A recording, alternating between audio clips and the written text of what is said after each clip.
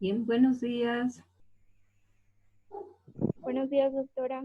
Buenos días, doctora. Buenos días, doctora. Van a disculpar. Buenos días, doctora. Gracias, pero he estado atendiendo todavía estudiantes. Bien, estoy compartiendo pantalla, ¿verdad?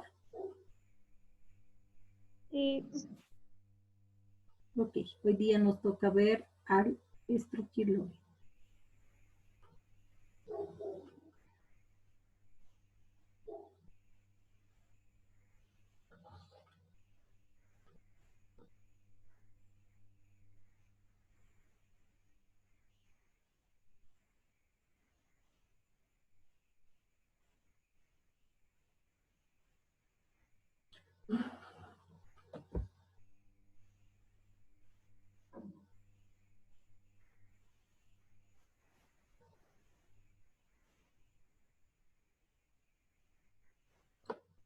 Bien, otro nematodo que hemos visto en la parte teórica es el Strongyloides stercoralis.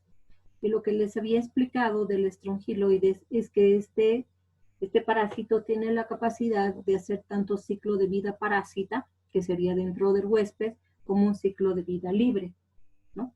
Entonces el ciclo de vida libre obviamente lo va a hacer en el medio ambiente. Acá tenemos a los ejemplares hembra y macho cuando estos realizan el ciclo de vida libre. Entonces, entre los estadios evolutivos que vamos a observar, ¿no? Van a ser varios, unos que forman parte del ciclo de vida parásita y los otros que forman parte del ciclo de vida libre. En el ciclo de vida parásita, les dije que solamente existe un gusano, que es una hembra, pero esta hembra se la denomina hembra partenogénica. ¿Por qué? Porque tiene la capacidad de poner huevos y que esos huevos eclosionen, liberen larvas rhabditifoides, estas suframudas se transformen en filariformes y estas larvas filariformes luego den lugar a una hembra partenogénica, ¿no? Entonces, esos son los estadios evolutivos que podemos observar en un ciclo de vida parásita. A la hembra partenogénica, a los huevos, las larvas rhabditoides o rhabditiformes y por último las larvas filariformes. Realizando el ciclo de vida libre, tenemos acá a la hembra de vida libre, al macho de vida libre, el macho copula a la hembra y la hembra lo que hace es poner huevos. Los huevos eclosionan y dan lugar a la larva rhabditoide y esta larva rhabditoide sufre dos mudas para transformarse en una larva filariforme. Esta larva filariforme ingresa a través de la piel y va a dar lugar ¿a quién? A una hembra partenogénica, ¿no? Entonces acá tenemos todos los estadios evolutivos, tanto en el ciclo de vida parásita como en el ciclo de vida libre.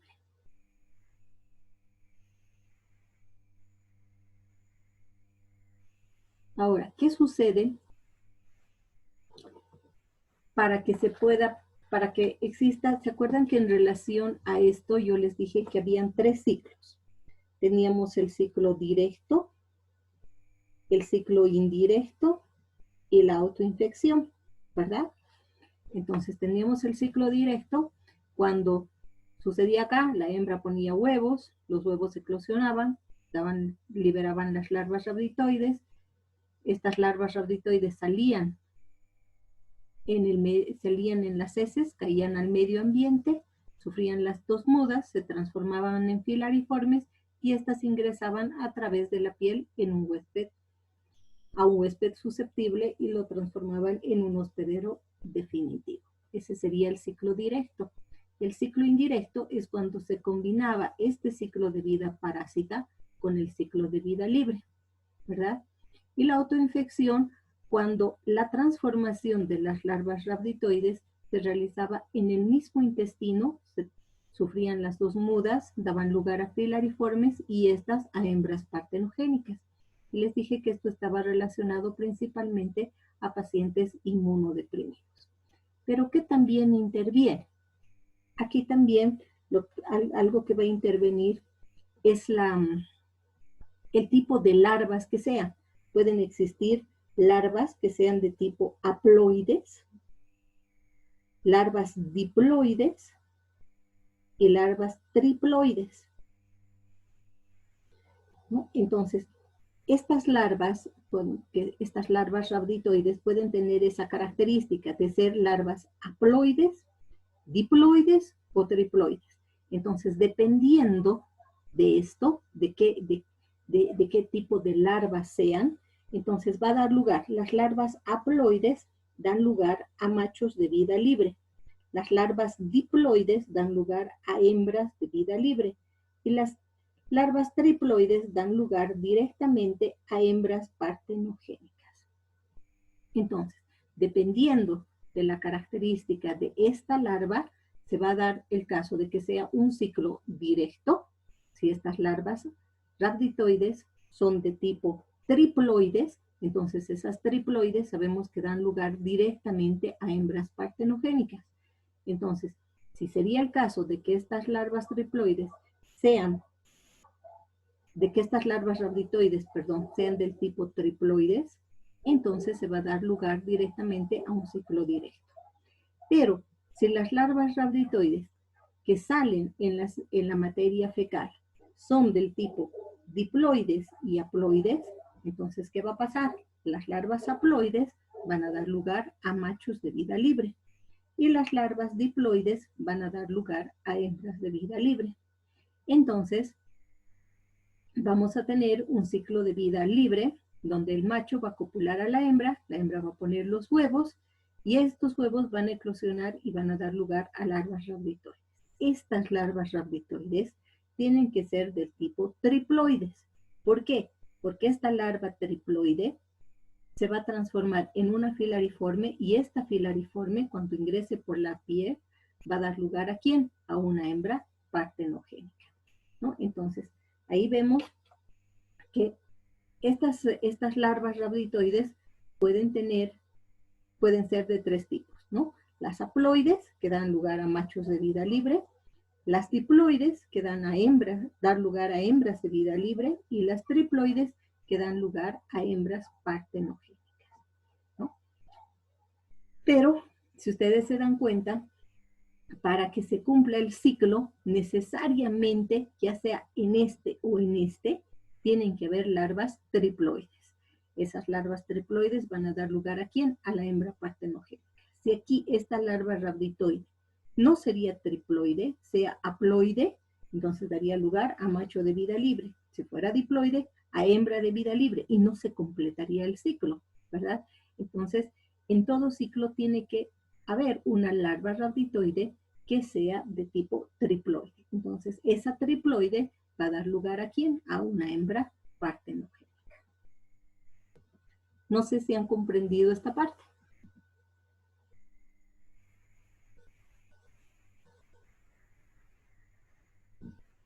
¿Jóvenes? Sí, doctora. Se ha comprendido. Perfecto.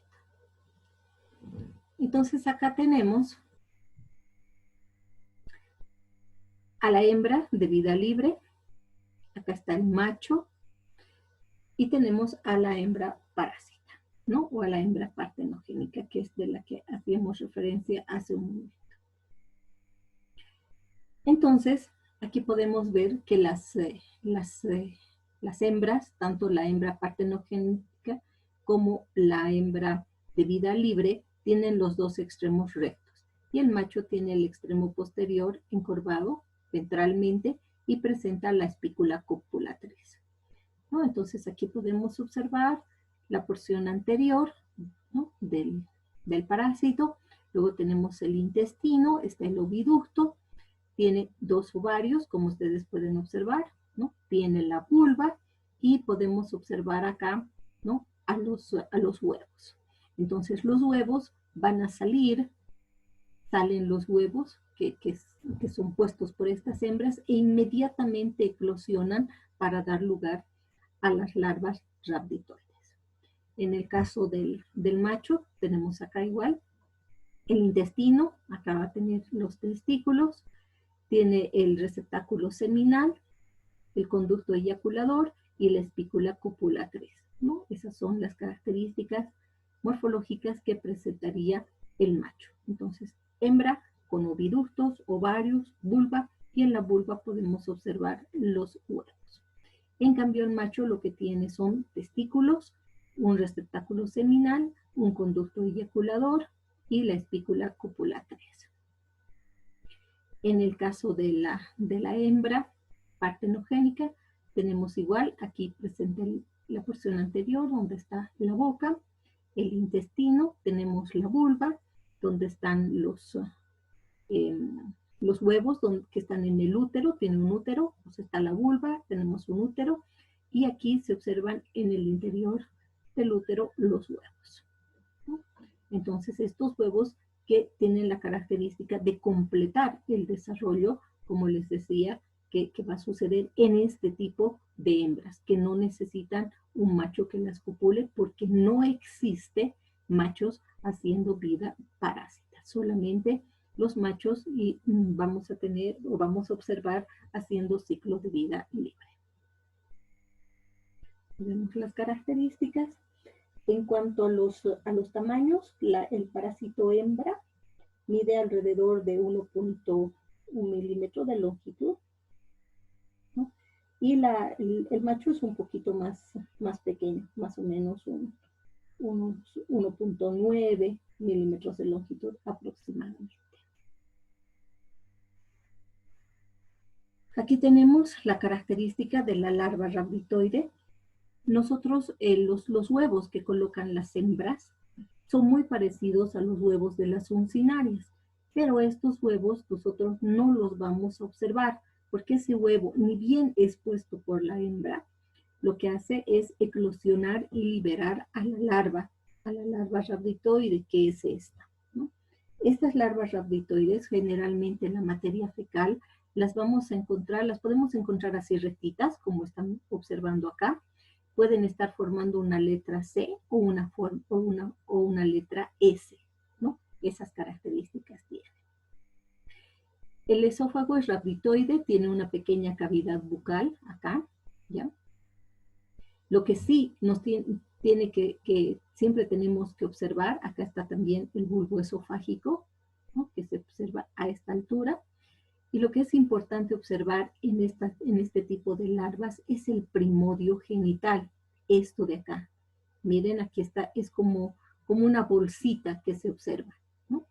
Estas larvas rhabditoides miden entre 200 a 300 micrómetros, a diferencia de las filariformes que miden 700 micrómetros, o sea, son más grandes. Para que ustedes las puedan diferenciar, un tip que les puedo dar es que cuando nosotros hacemos la observación de esta larvita, en el microscopio la vamos a observar como un gusano chiquitito, ¿ya? Aparece así como un gusano chiquitito. Siempre tenemos que fijarnos que la porción anterior sea así, curva, y la porción posterior recta. Y acá tenemos que observar el istmo. Existe fibra, ¿ya? Que se elimina en la materia fecal, que a veces nos hacen confundir y pensamos que se trata de una larva. Pero esa fibra, ¿qué va a tener? Va a tener bordes dentados y va a tener como una especie de dos filas, como si fueran unos tubos que están aquí adentro. Entonces, esos son artefactos que podemos encontrar, en este caso fibra, que nos puede llevar, cuando recién estamos aprendiendo, a confundir una larva rhabditoide, ¿ya? Pero lo que ustedes tienen que fijarse es que cuando lo enfocan, ¿ya? Al principio van a ver así lejos, ¿no? Con el objetivo de 10. Lo ponen al centro, cambian a 40 y la van a ver a la larva completita. Y tiene que ser como un gusanito pequeño que ustedes estén observando y ver esa característica, ¿no? Un borde así curvo, el otro recto, y buscar en el interior el primodio genital y el istmo, ¿no? Este primodio genital que se observa aquí claramente, como les decía, como una bolsita, ¿no? Entonces eso es importante. Ahora, hay en algunos casos, por ejemplo en pacientes inmunodeprimidos, que no solamente vamos a encontrar larvas rhabditoides, sino también podemos encontrar larvas filariformes. Ahora, como la larva filariforme mide 700 micrómetros, cuando nosotros enfoquemos con 10, vamos a ver al gusanito completo. Pero cuando cambiemos a 40, ya no vamos a lograr ver todo, ¿no? Vamos a tener que mover el carrier para poder observar de un extremo al otro, porque es mucho más grande. Entonces, esa va a ser una larva filariforme. Lo que normalmente observamos nosotros son estas rhabditoides. Pero en el caso de pacientes inmunodeprimidos, podríamos encontrar filariformes y también podríamos encontrar filariformes cuando el método de diagnóstico que hemos empleado es cultivo, ¿no? Entonces, en el cultivo, que es el Arada mori que habíamos hecho referencia, vamos a colocar la materia fecal, ¿verdad? Y en esa materia fecal ya van a estar estas larvas. Entonces, con la temperatura adecuada, el porcentaje de humedad adecuado, ¿qué va a pasar? Estas larvas rhabditoides van a sufrir las dos mudas para transformarse en una filariforme. Entonces, es posible que cuando nosotros hemos hecho un cultivo para poder observar a las larvas, encuentre tanto larvas rhabditoides como larvas filariformes. Entonces, no se olviden que al hacer el enfoque con 10 vamos a ver a ambas completas, pero cuando cambiemos a 40 vamos a lograr observar todavía completa a la larva rhabditoide, pero la larva filariforme no, porque es mucho más grande. Entonces vamos a tener que mover para observar ambos extremos, ¿no? Y no se olviden que siempre tiene que ser un gusanito, no puede tener bordes dentados aquí o acá, ¿no? O va a aparecer como cortada. Esos son artefactos, ¿no? Entonces puede ser fibra, puede ser, ¿no? Otra cosa, no es un artefacto, no es una larva rhabditoide. La larva rhabditoide tiene que ser un gusanito, así como están observando acá. Ahora, muchas veces no vamos, lo que siempre va a suceder es que nosotros no vamos a observar todo el fondo limpio como está acá, ¿no? Siempre va a haber borde sucio. ¿Por qué? Porque acuérdense que estas larvas se encuentran en la materia fecal, por eso aquí dice, ¿no? Importante, se ve sucio por las heces. Entonces vamos a ver bacterias, restos de alimentos, todo que están acá, ¿no? Alrededor, ¿no? Entonces eso es importante. Nunca vamos a verlas así, completamente limpiecitas. Ahora, es importante que nosotros podamos diferenciar a las larvas rhabditoides tanto de las uncinarias como del estrongiloides, especialmente cuando realizamos el cultivo de Arada mori, ¿no? ¿Por qué vuelvo a hablar del Arada mori? Porque nosotros sabemos que el estadio de diagnóstico de las uncinarias, cuando hacemos un coproparasitológico, son huevos. Y cuando hacemos un coproparasitológico, el estadio de diagnóstico del estrongiloides es la larva rhabditoide, ¿verdad? Entonces, si hacemos un coproparasitológico, no necesitamos diferenciar a una de la otra larva, porque lo que vamos a encontrar en las heces, si el paciente tiene uncinarias, van a ser los huevos. Y si lo que tiene es estrongiloides, vamos a observar la larva. Entonces, no hay donde nos confundamos. Pero si lo que nosotros estamos haciendo es un cultivo Arada mori, En ese cultivo, lo que vamos a observar van a ser las larvas, tanto de las funcionarias como del estrongiloides. Entonces, ahí tenemos que poder diferenciar uno del otro. Entonces, como ustedes pueden observar, ambos tienen una cavidad bucal, pero la cavidad bucal es más larga en las uncinarias. Miren, ¿no? Es mucho más larga. En cambio, la cavidad bucal en el estrongiloides es pequeña. Otra característica es el primodio genital, o que también se denomina el anlaje genital, que va a ser pequeño, esa bolsita que les mencionaba, que es el primodio genital, ¿ya? Miren, en las uncinarias es bien chiquitito, casi ni se nota. En cambio, en el estrongiloides es mucho más grande.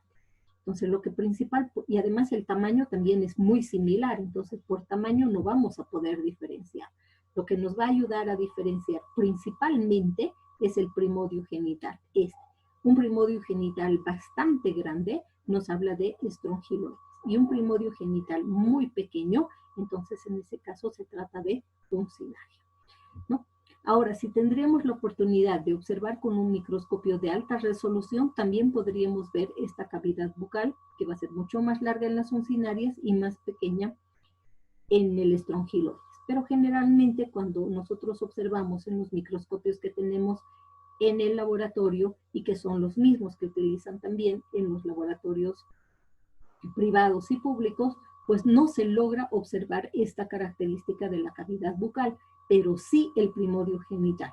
Vamos a ver en las figuras más adelante, en cada una sí se logra ver claramente el primodio genital, ¿no? Especialmente cuando la muestra es fresca, es muy fácil, y se puede observar tanto utilizando directamente la muestra sin coloración, es decir, solo solución fisiológica, que pongamos o sea, la muestra con solución fisiológica entre porta y cubre, podemos observar así, y también podemos observar cuando colocamos Lugol para teñir. Entonces, en ambos casos se logra observar, y lo que tenemos que ver es esa bolsita que se forma ahí, que es el primodio genital.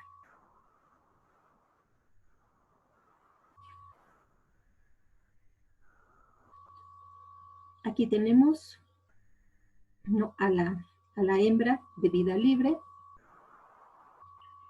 Tiene la característica de presentar un esófago rhabditoide, más o menos 1 milímetro, un poquito más, ¿no? La cola tiene la forma de una hoja de bisturí, ¿no?, bien rectita. Estas las vamos a encontrar tanto a los machos como a las hembras de vida libre. Generalmente, les dije, en el medio ambiente, por eso se llaman machos y hembras de vida libre, pero tiene que haber ciertas características del suelo, como estamos indicando aquí, un suelo arenoso, ¿no?, que tenga humedad, que tenga restos de plantitas y demás, o sea, que la tierra sea arcillosa, ¿no? Si no tiene esas características, no va a haber, estos ejemplares adultos no van a sobrevivir. Además, no va a haber que el macho copule a la hembra y la hembra pueda poner los huevos y luego tener las larvas rhabditoides y las larvas filariformes, ¿no? La característica del macho de vida libre es que tiene 2 espículas copulatrices, no solamente una, sino 2. Aquí tenemos a las larvitas rhabditoides, ¿no? Esa es la característica que les decía, que las podemos encontrar a veces rectas, como la primera que observamos, o así formando una letra C o una letra S, ¿no? Aquí tenemos en letra C. Entonces, acá lo que les había dicho que tenemos que tomar en cuenta es justamente el primodio genital, que lo observamos más o menos a esta altura, ¿no? Y otra cosa que podría ser es la cavidad bucal, corta en el estrongiloides, larga en las uncinarias. Entonces, vamos a ver aquí, ¿no? Miren, como les decía, no se puede observar con mucha claridad esto, ¿no? Entonces, acá podemos ver que es bastante cortito, pero no se logra observar con mucha precisión. Lo que sí tenemos que observar es aquí, a esta altura, el primodio genital. Y aquí tenemos, en este caso, tenemos acá una muestra en la cual se ha utilizado el Lugol y acá tenemos una muestra que es solamente con solución fisiológica, ¿no? Entonces así las vemos teñidas de un color mucho, un café un poco, ¿no?, más oscuro, y esto es cuando observamos directamente con solución fisiológica. Entonces aquí tenemos que ver el primodio genital. Acá no se logra observar bien, vamos a ver si tengo otras más. Aquí, miren. Entonces, nosotros sabemos que en cuanto el huevo eclosiona, libera a la larva. Entonces, esa larva rhabditoide es la larva de primer estadio, ¿no? Y es la que nosotros vamos a encontrar en las heces fecales. Como les decía, podemos observar directamente con solución fisiológica o podemos observarlas teñidas con Lugol, ¿no? Entonces, aquí podemos observar, como tenemos remarcado aquí en este cuadradito, a la cavidad bucal corta, ¿no? Estito, miren, es bien corto, es estito de acá, ¿no? Y la otra característica, aquí tenemos, miren, la larvita recta como un gusanito. La porción anterior sería esta o esta.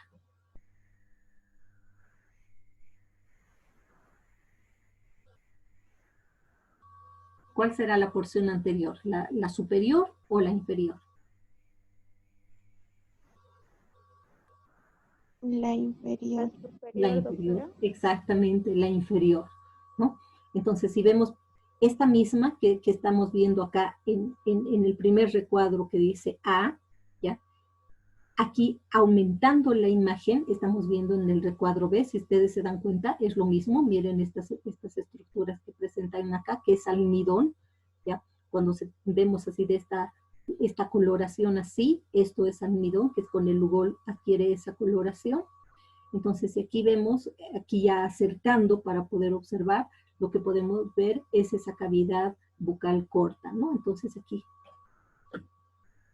tenemos estito, miren, bastante cortito, a diferencia de las uncinarias, que sería más o menos hasta acá, y recién observaríamos el huevo. Luego tenemos acá, en el recuadro C, donde lo que podemos observar es el primodio genital. Este es el primodio genital. Miren todito esto. Todo esto, esta bolsita que se forma acá, que también tiene la característica, en el caso de las larvas de estrongiloides, de ser bastante grande, ¿no? Entonces, miren, es amplio. Ahí vemos al primodio genital.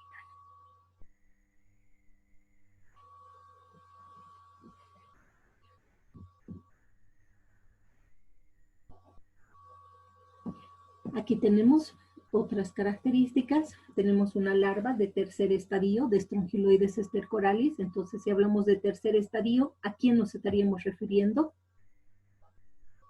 A las filariformes.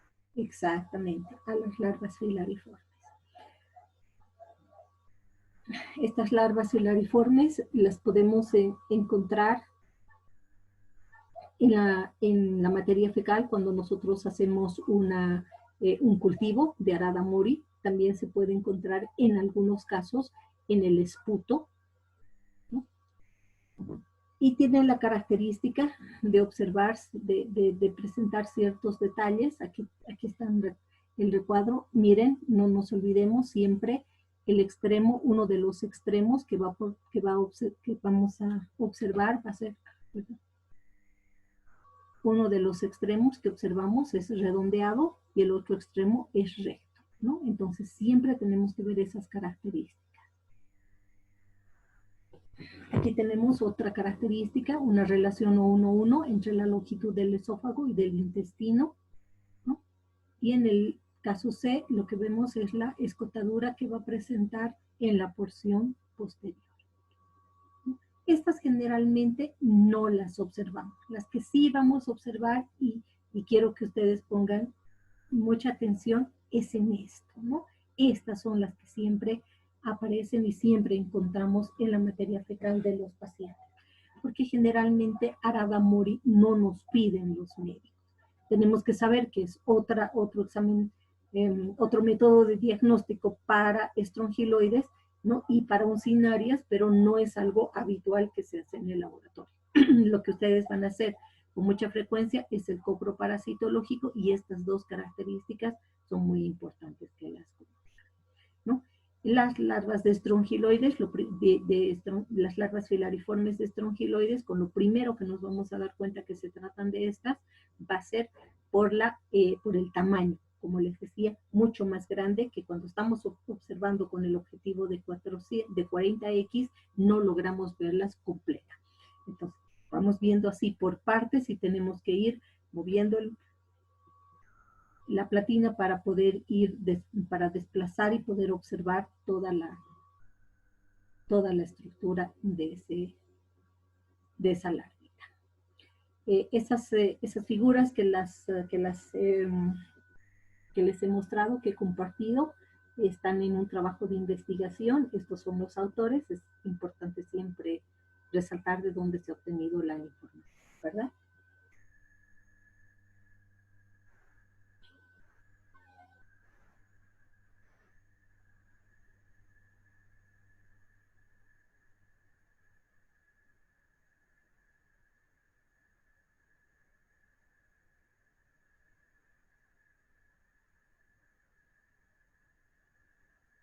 Bien, este es el medio,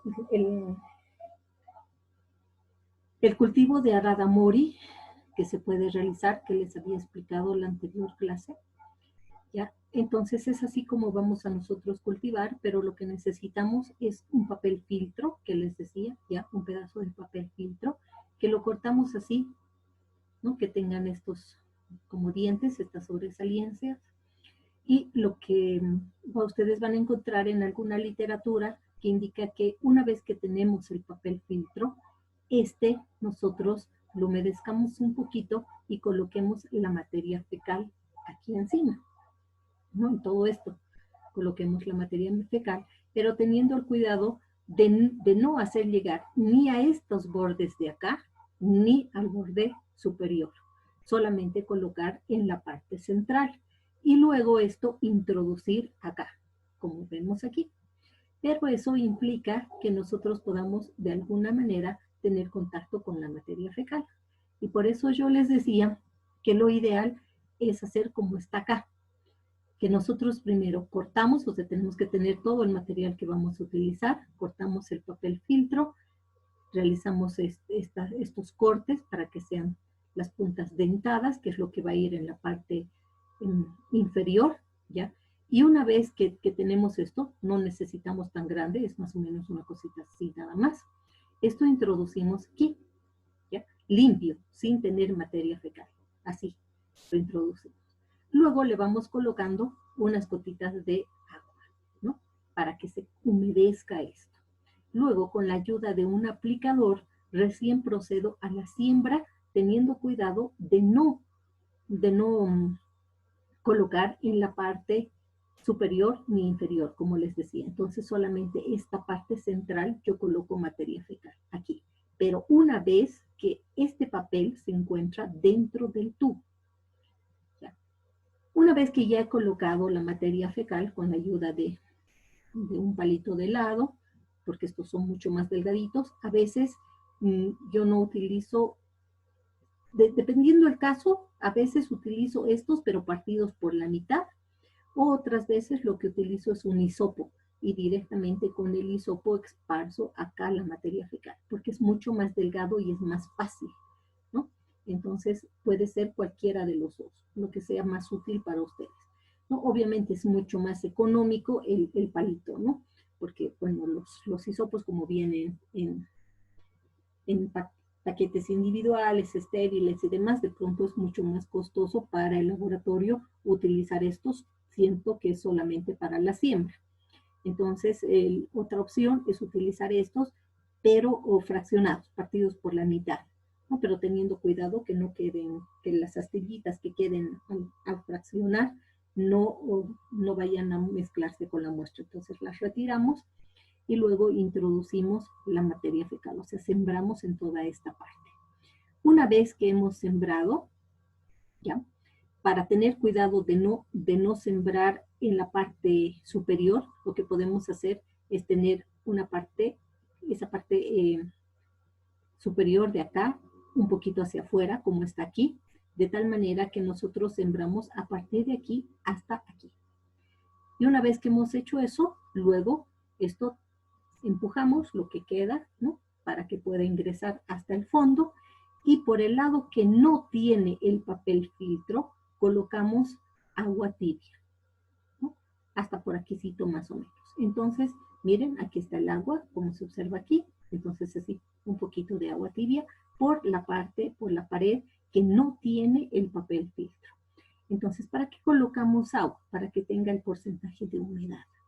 Aquí hemos sembrado la materia fecal, donde pueden existir, en el caso de uncinarias, podrían haber huevos, en el caso de estrongiloides, podrían haber larvas rhabditoides, y al colocarlas en un tubo que va a tener porcentaje de humedad que tiene la materia fecal, que hace como si fuera la tierra arcillosa, que va a permitir el desarrollo ya sea de las larvas. Entonces, ¿qué es lo que hacemos? Este tubito lo colocamos a la estufa de cultivo a 36 grados y le estamos dando la temperatura adecuada, ¿no? Entonces, luego de dejar esto en la estufa, para poder hacer la observación de las muestras, sacamos. Y una vez que sacamos, después de un determinado tiempo, que van a ser, que es largo, sí, más o menos unas 2 semanas tienen que estar esto en la estufa de cultivo, sacamos el tubito, tomamos un poco de muestra, colocamos en un portaobjeto con Lugol para ir a observar las larvas. Entonces, por eso es que esta técnica no se hace con mucha frecuencia, porque tarda demasiado para que nosotros observemos. Porque ustedes saben que, que si bien los huevos de las uncinarias maduran en 24 horas para liberar la larva, esa larva rhabditoide para transformarse en filariforme tarda alrededor de 2 semanas, ¿no? Entonces aquí igual, la larva rhabditoide de estrongiloides que ha salido en la materia fecal para transformarse